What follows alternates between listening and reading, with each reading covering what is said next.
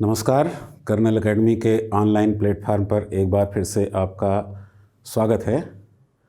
आज के वीडियो में हम जिस मुद्दे पर चर्चा करने वाले हैं वो इस वक्त हमारे उत्तर प्रदेश या कह लीजिए कि पूरे देश का सबसे चर्चित मुद्दा बना हुआ है। अखबारों में भी आप पढ़ रहे हैं। वैसे तो ये कई वर्षों से चर्चित है, लेकिन उत्तर प्रदेश में इसके संबंध में एक अध्यादेश उत्तर प्रदेश की सरकार के द्वारा जो लाया गया है, तो चर्चा थोड़ा बढ़ गई है। उसी के संबंध में हम जानेंगे, जिसको आप लव जिहाद के नाम से जानते हैं। वास्तव में ये सिर्फ लव जिहाद नहीं है, बल्कि ये गलत तरीके से धर्म को परिवर्तित कराने को लेकर के एक कानून बनाया गया है, जिसका एक छोटा सा हिस्सा लव जिहाद के दायरे में आता है। जैसा कि आप यहाँ देख पा रहे होंगे, विधि विरुद्ध धर्म संपरिवर्तन प्रतिषेध अध्यादेश 2020, ये एक कानून है। इसको लेकर के अध्यादेश जारी किया गया है। क्योंकि विधानमंडल अभी सत्र में नहीं है, तो सरकार अध्यादेश जारी कर सकती है और उसके जरिए कानून को लागू कर सकती है, जो कि विधानमंडल के सत्र में आने के बाद फिर उसकी अनुमति मिलेगी तो ये अधिनियम का रूप धारण कर लेगा।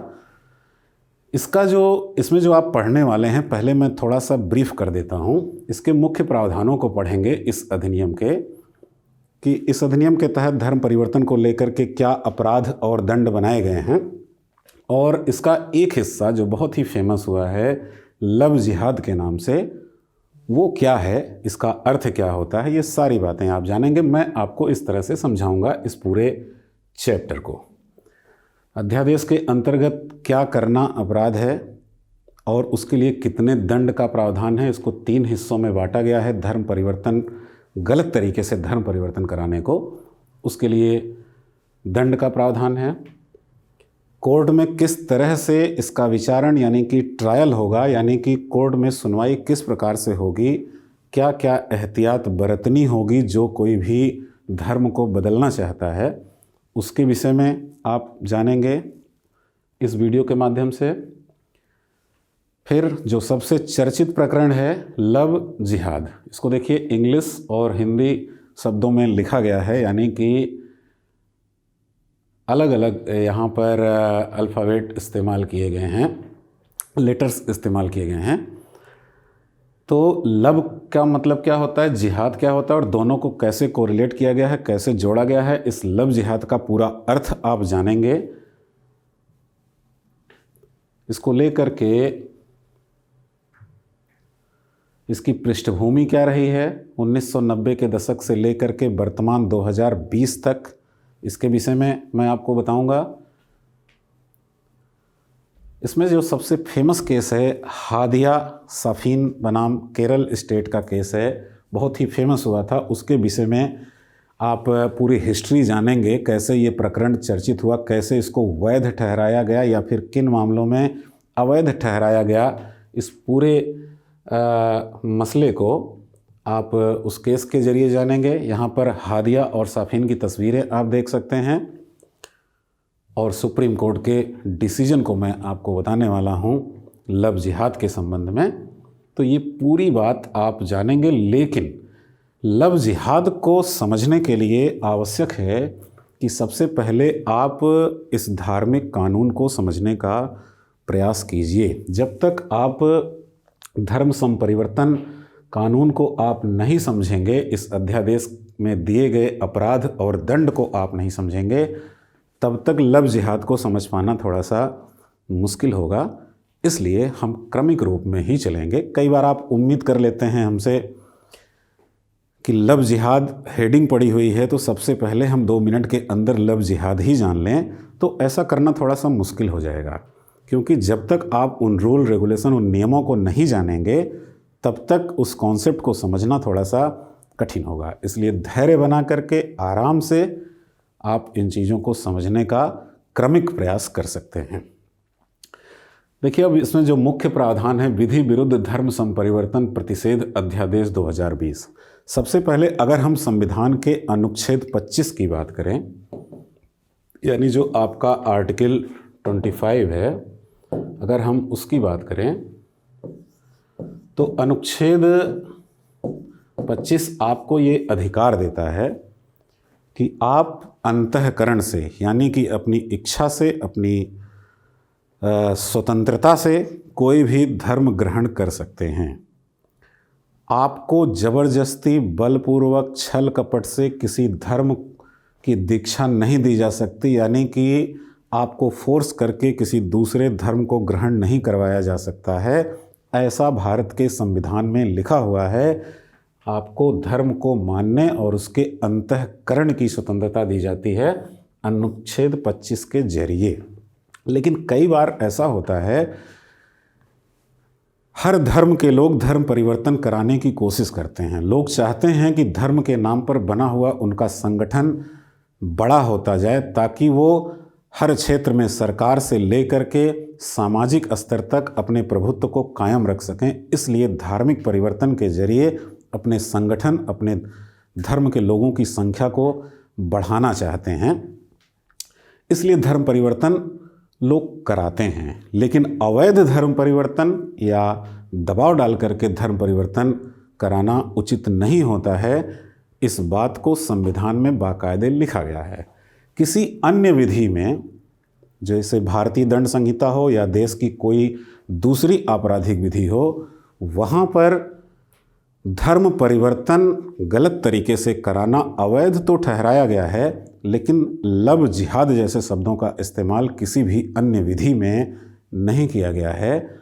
और इसलिए ये जो कानून बना है वहाँ पर भी विधि विरुद्ध धर्म संपरिवर्तन प्रतिषेध अध्यादेश ही है ये, जिसका एक हिस्सा लव जिहाद के नाम से जाना जा रहा है। तो हम इस पर बात करते हैं कि इसमें क्या प्रावधान किए गए हैं। तो आप यहाँ देख पा रहे हैं कि अध्यादेश के अंतर्गत अपराध एवं दंड, यानी क्या करना अपराध है और उसके लिए कितने दंड का प्रावधान दिया गया है। एक एक करके देखते हैं। इसकी 3 श्रेणियां बनाई गई हैं। पहला है छल, कपट, प्रलोभन, बलपूर्वक या विवाह करने के लिए धर्म परिवर्तन कराना। यानी किसी व्यक्ति को छल कपट से, यानी धोखे से, होता क्या है कि स्वतंत्र सहमति से, अपनी इच्छा से, अपने अंतःकरण से कोई भी व्यक्ति कोई भी धर्म स्वीकार कर सकता है, लेकिन अगर उसकी इच्छा को गलत तरीके से प्राप्त किया गया है, उसको बहका फुसला करके प्राप्त किया गया है, उसको प्रलोभन दे करके प्राप्त किया गया है, उसको धोखे में रख करके प्राप्त किया गया है, तो इसको कहा जाता है छल, कपट, प्रलोभन या बलपूर्वक या विवाह का लालच दे करके या धर्म परिवर्तित कराने के लिए ही विवाह किया गया हो, तो इस तरह से धर्म परिवर्तन अपराध माना जाएगा। और ऐसा करने वाले व्यक्ति को 1 वर्ष से 5 वर्ष तक के कारावास और 15,000 रुपये जुर्माने से दंडित किया जाएगा। ये इस अधिनियम, यानी ये जो कानून है अध्यादेश के जरिए लाया गया है, ये इसकी सबसे छोटी सज़ा है, 1 से 5 वर्ष तक का कारावास।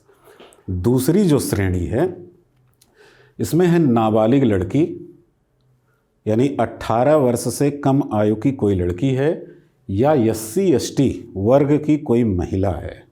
अगर इनको जबरन धर्म परिवर्तन कराया जाता है, जबरन का मतलब ज़बरदस्ती, फोर्स करके, जबरन में वो सभी शब्द शामिल होंगे जिसमें उसकी गलत तरीके से सहमति ली जाती है, जैसे कि धोखे में रखा जाता है, तो ऐसा करने वाले को 3 वर्ष से 10 वर्ष तक के कारावास और 25,000 रुपये के जुर्माने से दंडित किया जाएगा। वास्तव में ये इसकी दूसरी कैटेगरी है और इसमें शर्तें लगभग यही हैं। शब्दों का इस्तेमाल भले ही अलग हो, पर शर्तें यही हैं। अंतर सिर्फ इतना है कि यह एक नाबालिग लड़की है या फिर SC ST वर्ग की महिला है। इसलिए दंड का प्रावधान थोड़ा सा यहाँ कठिन हो जाता है, यानी कि 3 वर्ष से 10 वर्ष तक का कारावास किया जाएगा और 25,000 रुपये तक के जुर्माने से दंडित किया जाएगा। तो ये 2 कैटेगरी आप देख लिए। तीसरा है सामूहिक धर्म परिवर्तन। बहुत बार ऐसा होता है, आप अखबारों में पढ़ते होंगे, टीवी चैनल्स पर भी देखते होंगे कि कई संप्रदाय के लोग ऐसे होते हैं कि वो सैकड़ों लोगों को एक साथ कोई आयोजन करते हैं और वहाँ पर सामूहिक धर्म परिवर्तन कराते हैं। ऐसा नहीं है कि हो नहीं सकता, ये हो सकता है, बशर्ते कि लोग अपनी स्वतंत्र सहमति से ऐसा करें।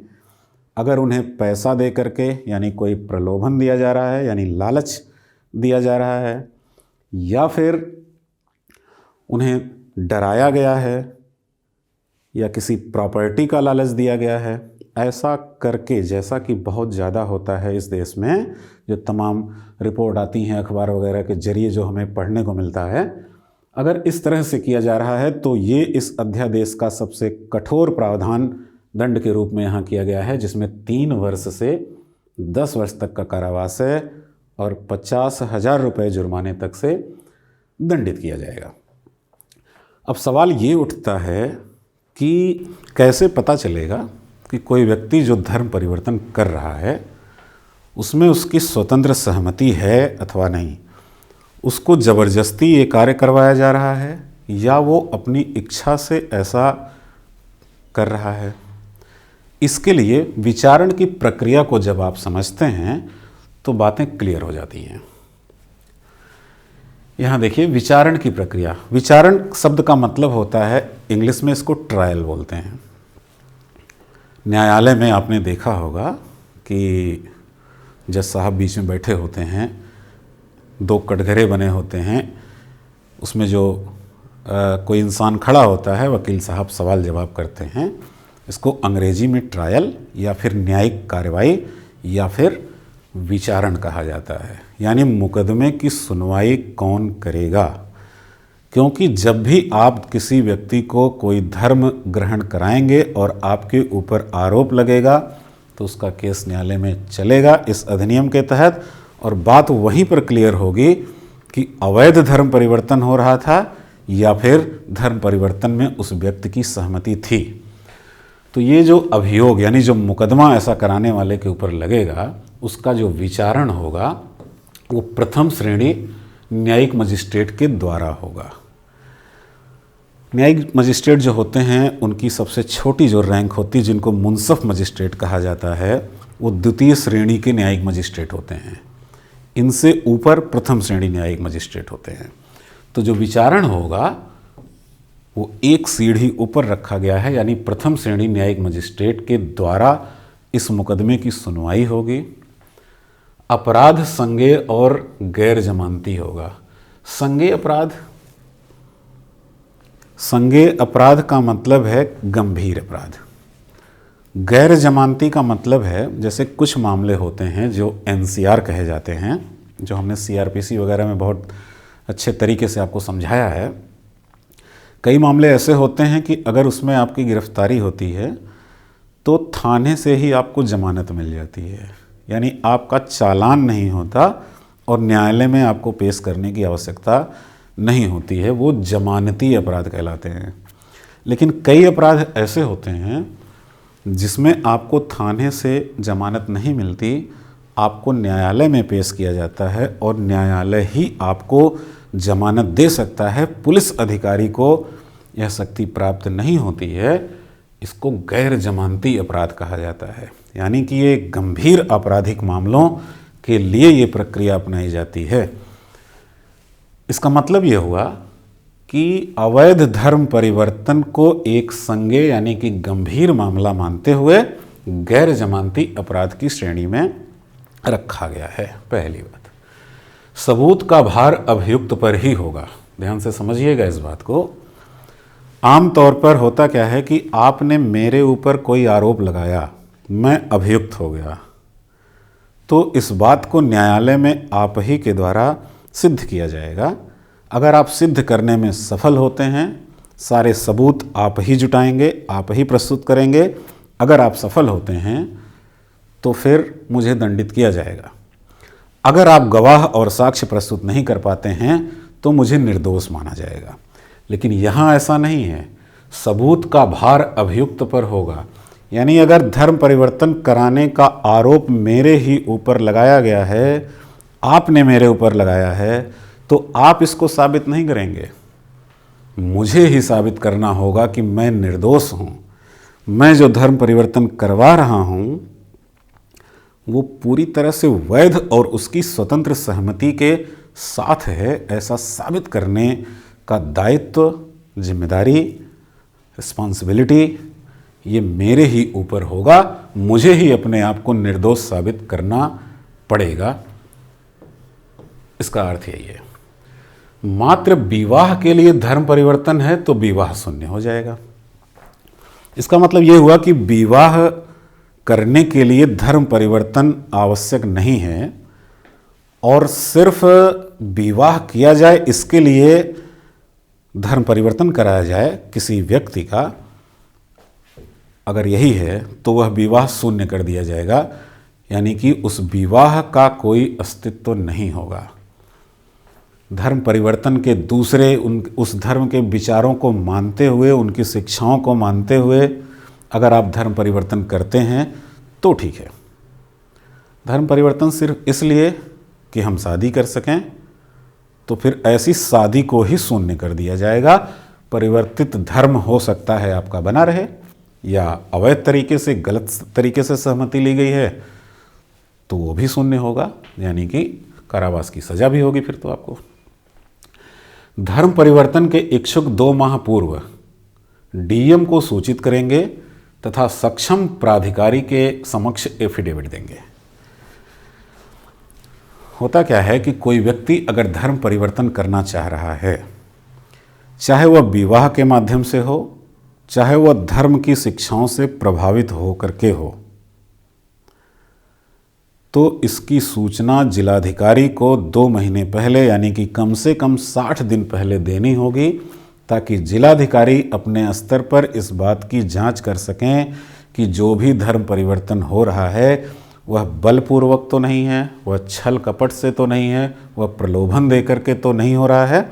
इसकी जांच कर सकें और फिर जिलाधिकारी की अनुमति प्राप्त करने के उपरांत ही धर्म परिवर्तन हो सकेगा।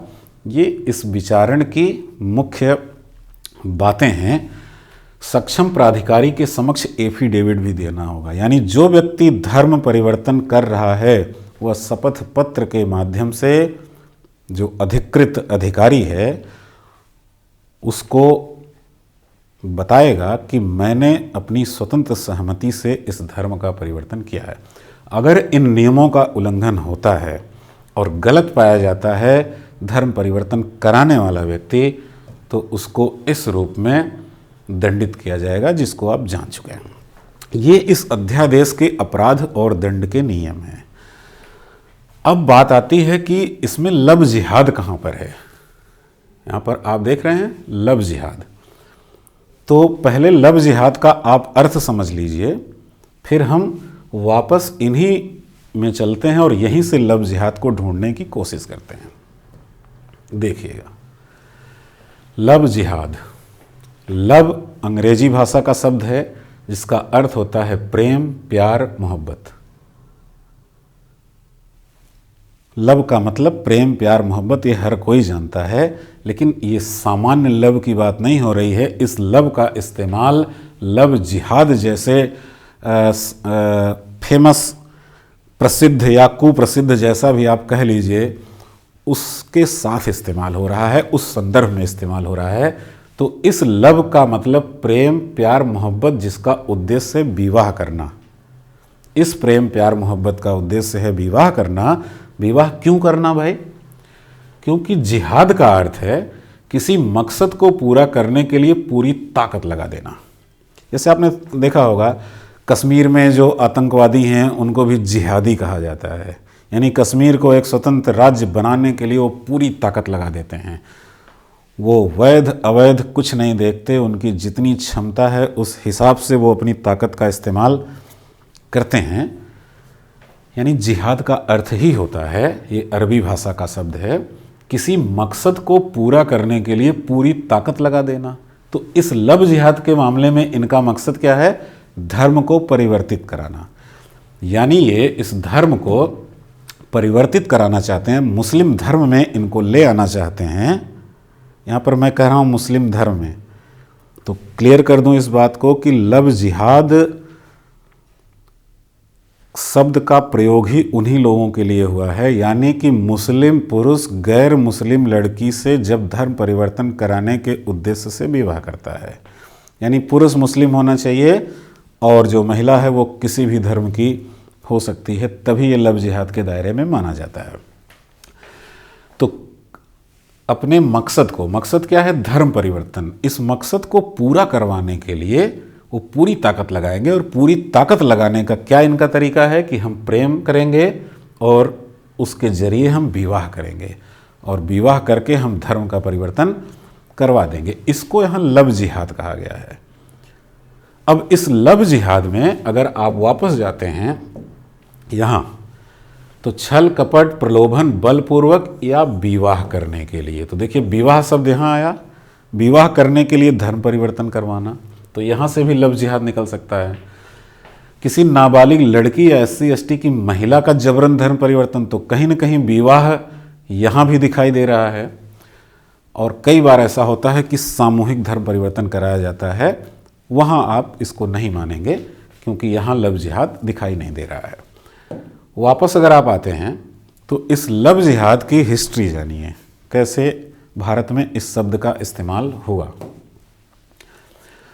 देखिए, एक जर्मनी में रहने वाली आस्था त्यागी हैं, जो PhD की में रिसर्च स्कॉलर हैं। इन्होंने अपनी रिसर्च में 1990 के दशक में बताया कि 1990 के दशक में गुजरात में पहली बार इन शब्दों का इस्तेमाल शुरू हुआ। 21वीं सदी के प्रथम दशक में, यानी कि 2001 से लेकर के आगे 2010 तक का जो समय था, उसमें तमाम हिंदू संगठनों द्वारा सार्वजनिक मंचों पर इस शब्द का प्रयोग किया जाने लगा। यानी धीरे धीरे लव जिहाद शब्द फेमस हो रहा था। इसमें बाढ़ तब आ गई जब 2009 में केरल हाई कोर्ट ने लव जिहाद के मामले को सत्य पाया और 3 से 4 हज़ार मामले सामने आए थे। यानी कि केरल हाई कोर्ट में मुकदमा दाखिल हुआ और जांच के उपरांत उन्होंने पाया कि ऐसा होता है कि मुस्लिम पुरुष गैर मुस्लिम महिला को धर्म परिवर्तन कराने के उद्देश्य से उसके साथ प्रेम करता है और उस विवाह करता है ताकि उसका धर्म परिवर्तित कराया जा सके। ऐसा केरल हाई कोर्ट में सुनवाई के दौरान पाया गया, और जो आंकड़े प्रस्तुत किए गए उसमें 3 से 4 हज़ार मामले ऐसे थे 2009 में। आगे ये बढ़ता गया, जो रिपोर्ट और आई उसमें 2009 से 2014 तक केरल और कर्नाटक इसका केंद्र बन गए। यानी वही एरिया मुख्य था केरल और कर्नाटक का, जहां लव जिहाद के मामले बहुत ज़्यादा आते थे। इसका रीज़न है कि केरल कर्नाटक के जो मुसलमान हैं वो ज़्यादातर खाड़ी देशों में रहते हैं, और वो भारत में हिंदू या गैर मुस्लिम किसी भी महिला के साथ विवाह करते थे और उनको लेकर के चले जाते थे उस देश में। तो समस्या हो जाती थी लड़की के गार्जियन को, और वो इसका विरोध करते थे तो मामला थोड़ा हाईलाइट होता था, और इसको लव जिहाद का नाम दिया गया था। पहले ही ये मामले इकट्ठे होते गए, यानी कि केरल और कर्नाटक ही इसका केंद्र बन गए। अब इस पृष्ठभूमि के बाद जो सबसे हाईलाइटेड मामला है वो हादिया केस का है। उसको आप समझ जाइए, क्योंकि वहाँ से आपकी परीक्षा में भी सवाल पूछे जा सकते हैं। ये हादिया केस, वास्तव में इनकी ये तस्वीरें हैं, ये अखिला अशोकन हैं। इनके पिता नास्तिक थे, जो किसी भी धर्म को नहीं मानते थे, लेकिन इनकी माँ हिंदू थी, और इन्होंने एक मुस्लिम युवक साफीन से विवाह किया। ये जो साफीन हैं वो मस्कट में रहा करते थे, और ये बात इनके फादर को पसंद नहीं आई थी, और इन्होंने केरल उच्च न्यायालय में अर्जी दे करके बंदी प्रत्यक्षीकरण की एक रिट लगाया कि इनकी बेटी को अवैध तरीके से बंदी बना लिया गया है, क्योंकि ये युवक मस्कट में रहता था। तो ये भी आरोप लगाया गया कि गलत तरीके से बहका फुसला करके उसके साथ विवाह किया गया है और उसे आईएसआईएस में शामिल करने की साजिश रची जा रही है। ऐसी मांग किया अखिला अशोकन के पिता ने। अखिला अशोकन जिन्होंने मुस्लिम युवक सफ़ीन से विवाह करने के बाद अपना नाम हादिया रख लिया था।